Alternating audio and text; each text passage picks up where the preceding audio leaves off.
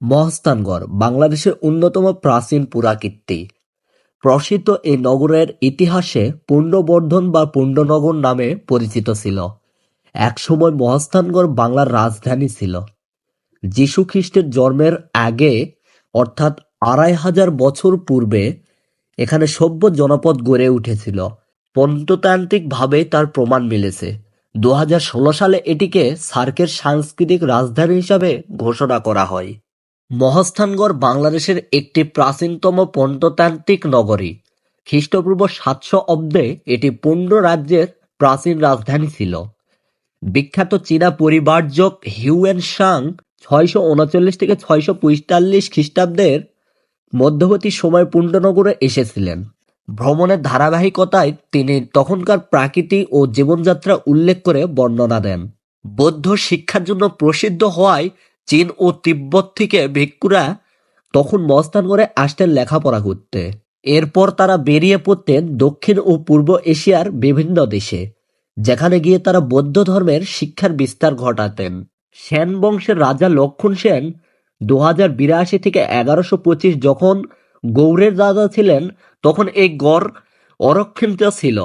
মহাস্থানের রাজা ছিলেন নল, যার বিরোধ লেগেই থাকত তার ভাই নীলের সাথে। একসময় ভারতের দক্ষিণারের শ্রীক্ষেত্র নামক স্থান থেকে এক অভিশপ্ত ব্রাহ্মণ এখানে আসেন। তিনি রাজা পরশুরাম। এই রাজা পরশুরাম রাম নামেও পরিচিত ছিলেন। এখানে ইসলাম ধর্ম প্রতিষ্ঠা করতে আসেন ফকির বেশি দরবেশ হযরত শাহ সুলতান মোহাম্মদ বলখি এবং তার শিষ্য। ধর্মপ্রচারক শাহ সুলতান বলখি সম্পর্কে রয়েছে আশ্চর্যজনক কিংবদন্তি। কথিত আছে তিনি মহাস্থানগড় অর্থাৎ প্রাচীন পুণ্ড্রনগরে প্রবেশ করার সময় করতোয়া নদী পার হয়েছিলেন একটা বিশাল মাছের আকৃতির নৌকার পিঠে চড়ে। পুণ্ড্রবর্ধনের রাজধানী মহাস্থানগড়ের অবস্থান বগুড়া শহরের থেকে প্রায় ১৮ কিলোমিটার উত্তরে বগুড়া রংপুর মহাসড়কের পাশে। মনে করা হয় এখানে শহর পতনের মূল কারণ এটি বাংলাদেশের একটি অন্যতম উচ্চতম অঞ্চল।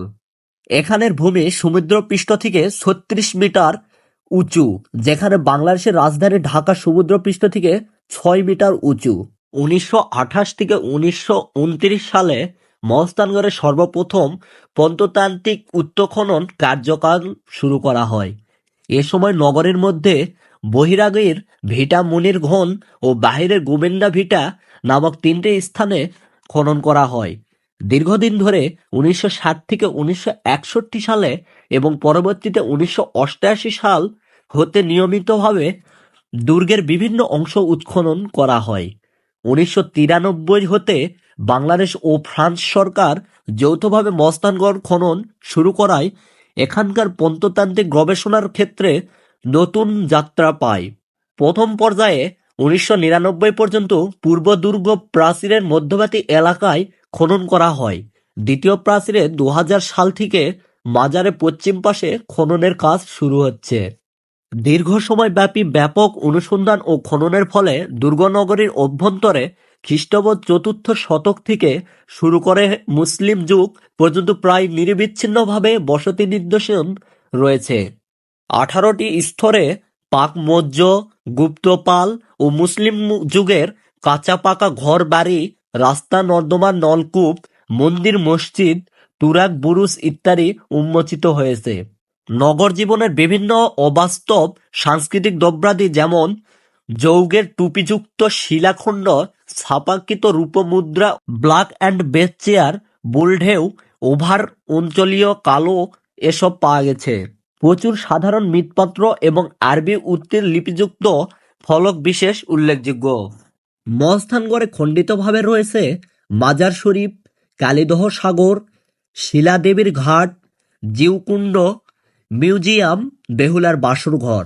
পরবর্তীতে মহাস্থানগড় প্রত্নতাত্ত্বিক জাদুঘর ১৯৬৭ সাল থেকে করতোয়া নদীর কিনারা ও মহাস্থানগড়ের ঠিলা সংলগ্ন এলাকায় প্রতিষ্ঠিত করা হয়। মহাস্থানগড়ের ইতিহাস ও ঐতিহ্যের গুরুত্ব উপলব্ধি করে এই প্রত্নতাত্ত্বিক জাদুঘরের উদ্যোগ নেওয়া হয়। তো ভিউয়ার্স, আজকের ভিডিওটি এই পর্যন্তই। দেখা হচ্ছে নেক্সট কোনো ভিডিওতে। আল্লাহ হাফেজ।